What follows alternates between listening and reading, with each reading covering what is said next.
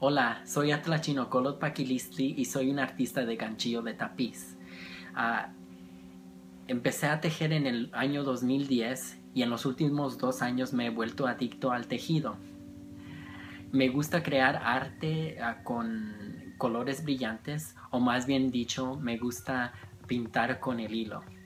Aquí he creado este video para que ustedes puedan ver mi última creación y para ponerles al tanto sobre mi arte. Espero que les guste mi video.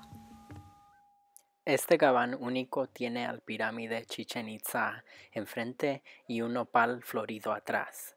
El morado, el verde y el amarillo se complementan bien con el hilo brillante color oro. A causa de sus colores brillantes, este gabán sobresalta. Lo tejí usando técnicas innovadoras del tejido tapiz de gancho. El diseño de este gabán fue inspirado por mi patrimonio cultural. Quise expresar la belleza y los logros de la cultura mesoamericana. La pirámide Chichén Itzá representa la belleza y el ingenio arquitectural de la cultura maya. Las matemáticas, la inventativa y la dedicación que requirió tal logro es algo que me hace sentir orgulloso y que es muy admirable. Atrás puse un nopal florido que aparte de tener valor nutritivo también representa belleza y el principio de algo nuevo. Este tejido fue el resultado de 282 horas de labor a mano. Mide 2 pies de ancho y 7 pies de largo.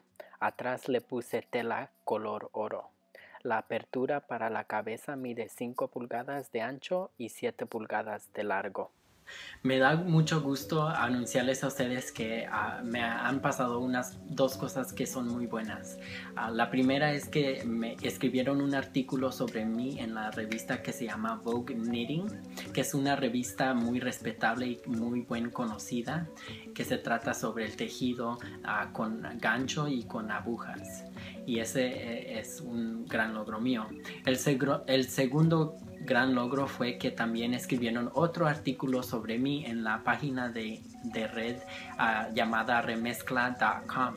En la categoría de arte escribieron un artículo sobre mí y también fue un gran honor mío porque esa página se trata sobre la arte, la música y también noticias que es pertinentes a la población latina en los Estados Unidos.